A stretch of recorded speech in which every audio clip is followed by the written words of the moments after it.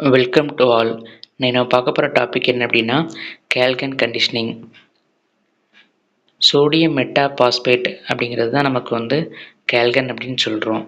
இந்த கேல்கனை நம்ம boiler feet water கூட சேர்க்கும்போது அந்த பாய்லர் ஃபீட் வாட்டரில் ப்ரெசென்ட் இருக்கக்கூடிய கால்சியம் அண்ட் மெக்னீஷியம் அயான்ஸை அதோட சாலிபிள் காம்ப்ளெக்ஸாக மாற்றி விட்றது. அப்படி சாலிபிள் காம்ப்ளெக்ஸாக மாற்றுறதுனால ஸ்கேலோ ஸ்லெட்ஜோ நமக்கு பாய்லரில் ஃபார்ம் ஆகாது.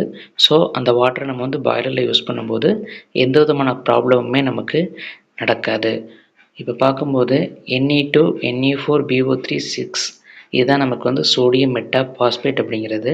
இதில் சோடியமோட வேலன்சி +1. ஸோ Na4 நம்ம எடுத்திருக்கோம். ஸோ அது 2 கால்சியம், ஒரு கால்சியத்துக்கு வேலன்சி 2+, 2 கால்சியத்துக்கு 4+.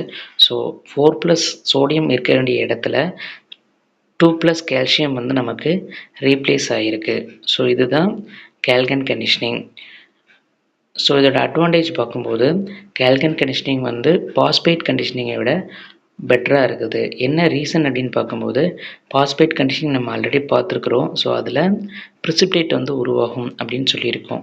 ஸோ இதில் எந்த விதமான ப்ரிசிபிடேட்டுமே உருவாக்க போகிறதில்ல, சாலிபிள் காம்ப்ளெக்ஸ் தான் உருவாகுது அப்படிங்கிறதுனால. ஸோ இது பாஸ்பேட் கண்டிஷனிங்கை விட பெட்டராக இருக்குது. ஸோ இந்த மாதிரி சுவாரஸ்யமான தகவல்களோட நெக்ஸ்ட் வீடியோவில் சந்திக்கிறேன். தேங்க்யூ.